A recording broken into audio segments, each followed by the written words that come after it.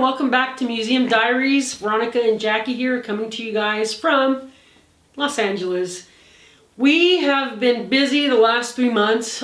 We took on a project that we didn't see coming, but when it comes to doing morally the right thing, when it comes to helping another human being, we stepped up to the plate and we said, you know what, we're going to do what we can to help this homeless woman. So the last 3 months, Yolanda's her name, we rescued her from the streets, and we ended up helping her with some issues that she was having. She's been severely beaten. There was a police report that was filed for a felony battery, and I'll let Veronica kind of talk about it a little, because she's been very integral with the work that it has taken to get her the services that she needs, the medical care that she needs. And as of right now, she's in the hospital. She had to have surgery because when she was beaten with a bat in June, her abuser tried to kill her. He fractured her face and he broke 4 of her ribs. And they had to literally reconstruct all of this part of her face. So when we met her, she had like 85 stitches here. And that's just the external part. Then there's all the interior part. She lost all of her bottom teeth because when he beat her with the bat, it crushed all of the face. And but there's more damage than just that. Prior to that, her involvement with this man, what's his name? Rosendo. While she was involved with Rosendo, she wakes up one day in the hospital. She doesn't have a memory of what's happened, and he tells her that she went in between 2 cars and her body was crushed, and her face was slashed from side to side. Now, that is a very unlikely story. Why is your face cut like that? And here's the interesting thing. He had threatened to cut her face. And when we do the documentary, we'll interview her and you'll meet her personally. You'll be able to see pictures of her prior to what she looked like before she's had all the facial reconstruction. Beautiful woman. And she's still beautiful. But her body has been mutilated, her face has been mutilated from this man. And he literally threatened, I think because she was so pretty, he felt threatened by her beauty. So one day, he slashed all across her face, and you'll see. It's unbelievable. Unbelievable. So that's just on one occasion. On another occasion, he tried to trick her to walk on a rug, and he had laid a rug out in front of their homeless shelter, but he had dug a hole that went down like a story. And into the ground there was a hole, and he made it so that putting the carpet on it, she would walk across the carpet. He tried to entice her to do that so she would fall in and die.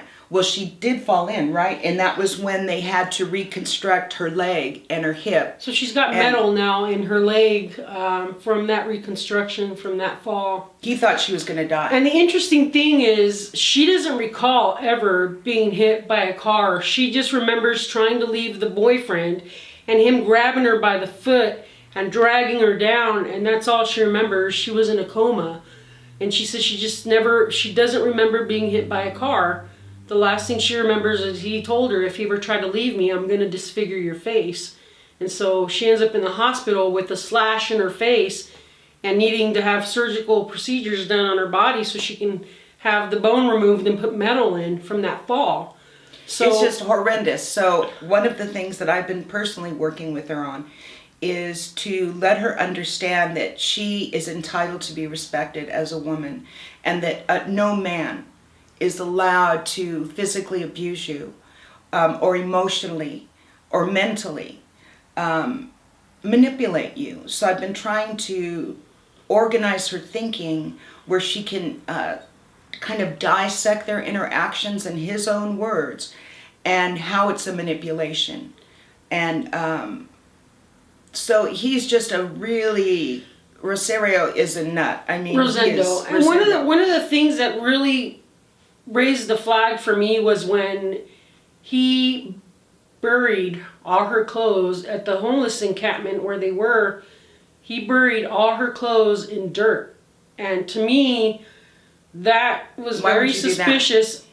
To me, I felt like they were going to try to kill her. So that's when Veronica and I decided we're going to rescue her and give her shelter at our property. We put up a tent. It's in a private area of the property. It's got electricity.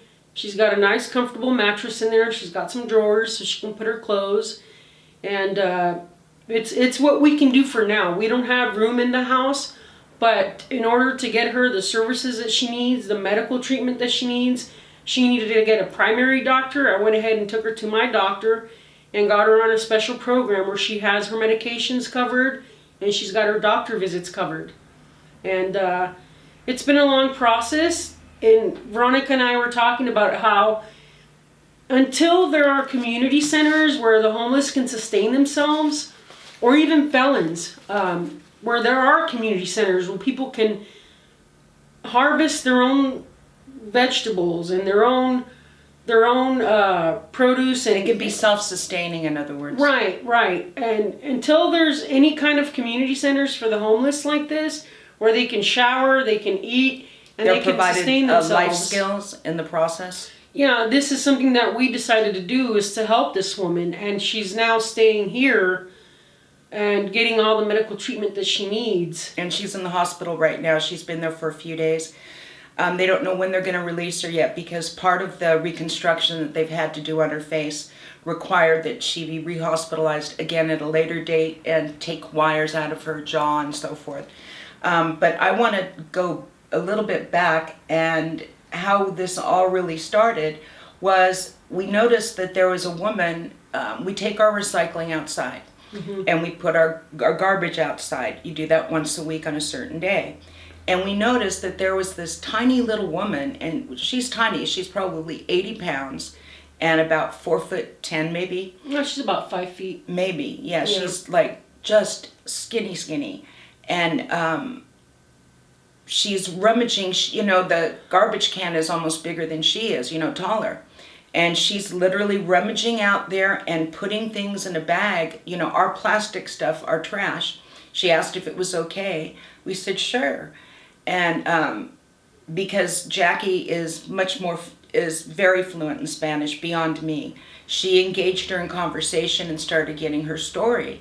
And one day Jackie pulled me to, she had the woman come to the property inside, and she said, Veronica, I want to introduce you to Yolanda, and I want you to see something.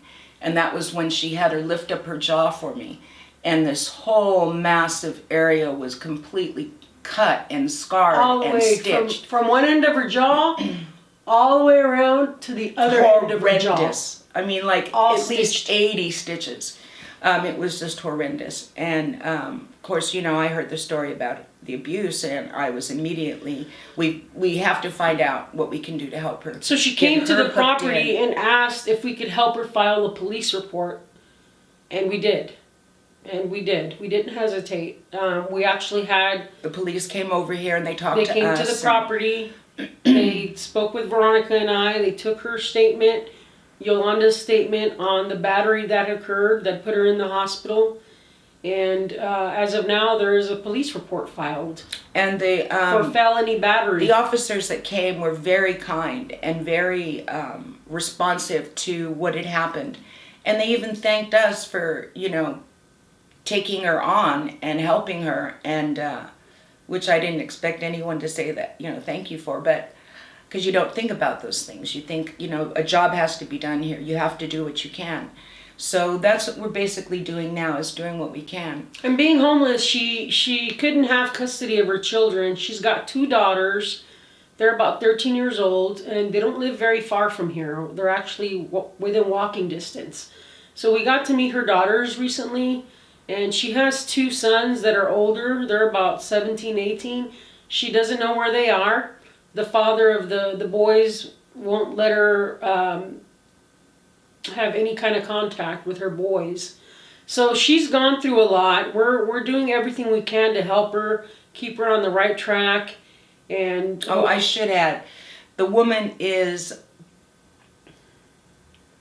really driven to hard work all the time. Yes. She wants to scrub all the floors. She wants to cut all the trees and do all the gardening. And I mean, she's happy when she does that. So, you know, we give her a little bit of stipend and she does that. And she is just really a hard worker. Hard worker. And she's coming around, you know, She doesn't ask for anything. we tend to joke, Veronica and I, we call her our feral sister. our feral sister Because we have 3 feral pets. she's so guarded and she's been through so much in the streets, you know. She survived murder, I would say, a handful of times from the stories that she's spoken to us about. So she's in this country basically she does not speak any English. She's got no identification, no birth certificate. Everything she's had has been stolen, so we're actually working with the Mexican consulate to get her properly identified so we can find out what her status is here in the country, whether she's legally here or not, and trying to get her lined up with the right type of services so that she can have some kind of normalcy here in the U.S. And she'd be a very good candidate, I think, to become a U.S. citizen. She's a hard worker, and she would add to our community. She doesn't ask for things. She's not a thief. And I know there's been multiple occasions where I've left my bag and just to kind of see if anything was going to happen, and nothing ever happens. That's pretty remarkable. Yeah, she's not a thief. Yeah.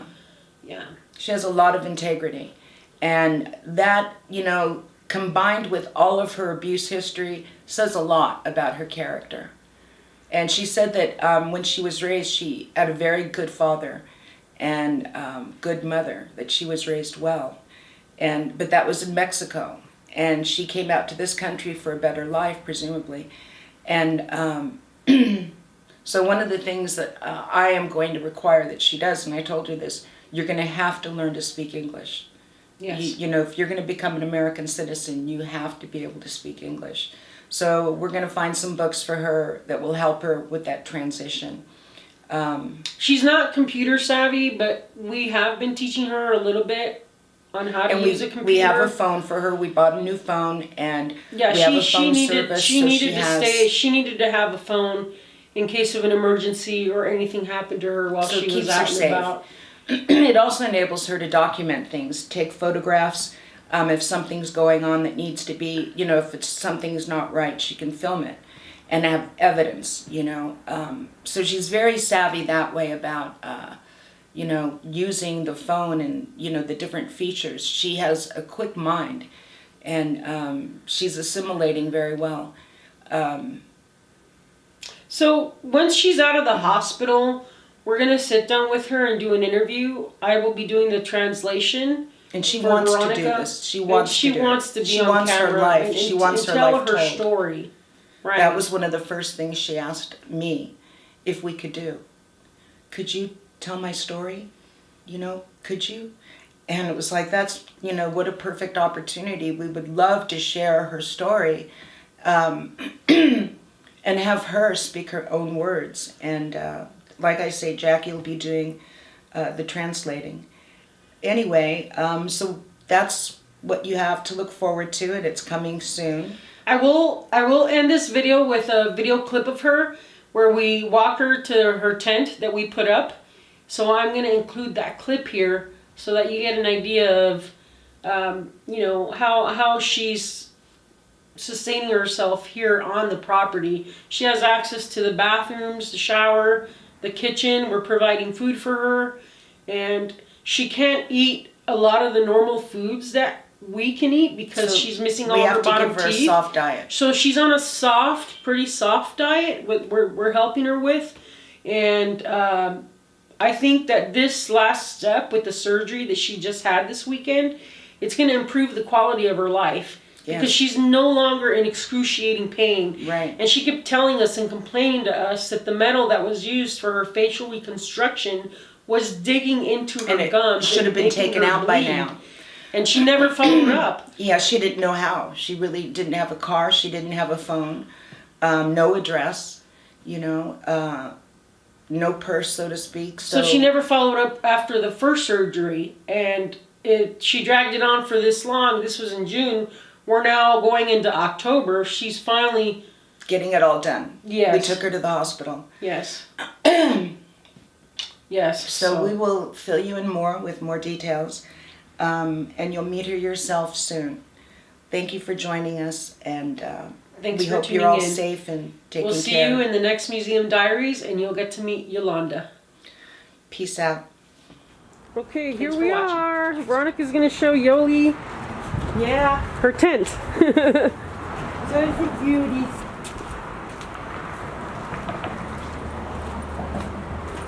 Pero eres muy especial ahorita. ¿Para qué dejaste el agua? Tengo flores, chair, ashtray. Yo doy gracias por todo lo que me han dado. Por llevarlos aquí, siéntense aquí y voy por la casa. Todo es muy bonito. Mira todo es adentro. muy bueno. Voy Mira. por su casa, mija. Tengo un libro y un escrito. Para que escribas. Esta es aquí. Oh my God. Me voy Por a echar su unos ropa, brinquitos ahí Por bien a su gusto. ropa estoy aquí. Beautiful. Y esto es su luz, no, Ok. no problema, por es electrical, En la noche. Ok. Bien bonita. es español. Te regalé una toalla. Hablar inglés y Si te español aburres. es Ok. mexicano. Es un Mucho basuro, es por limpiar, es Ok. por sus privados. Oh my God. Beautiful. ¿Te gusta, mija? Y Todo un grandísimo es muy toalla. Y es un grandísimo pillow. Y es por tú. Y yo escriben. Por Yolanda Ponce, mucho amor. Sus hermanas Veronica y Jackie, September 20th, 2020. I love sí, you. es. Oh, I love you. I love Es it. por escribir. Mi ¿Qué historia. tú quieres? Yes. Tu historia. Sí. Exactamente. Mira, yo voy a escribir toda mi vida, mi historia. Sí, y esto es pillows por tú. Ay, qué gusta? bonito. Dios te bendiga. Oh, mija. Por siempre, para siempre. Por siempre. Y Okay, allá let's tú turn the también. power on. Turn the power on. Okay. Aquí se Esto prende, es- mira. Aquí es power. Ahora sí. Ahora sí sirve. Se puede prender la luz. Turn on the light. Yeah, we got light. Ay, beautiful. Yeah, okay, you can turn the light off now. Son unas grandes personas. Somos Es las un tres. gran- Te abrimos esa ventanita para que entre aire fresco. Sí, o si no me con el abanico, como sea. She says, Pero or she could bring the teniendo un fan in here. techo Sí, para sí, mí es sí, tengo beautiful. fan. Exactamente. Okay, ¿cómo te Es, gusta, Yuli? Por su A tomar. mí beautiful. Beautiful, okay. Okay. Yo agradecida Voy y para su bendecida estoy con ustedes. Oh, thank you, Las Yuli. dos son muy Sí, buenas. Thank mija, you. lo mismo. Okay. ¿Te gusta la chiquitita? Mira, aquí sí, este es por un tú? cenicero. Sí. Eso sí, porque donde quiera las tiro. Okay, Lo siento. this is it. Yeah. Son muy buenas personas.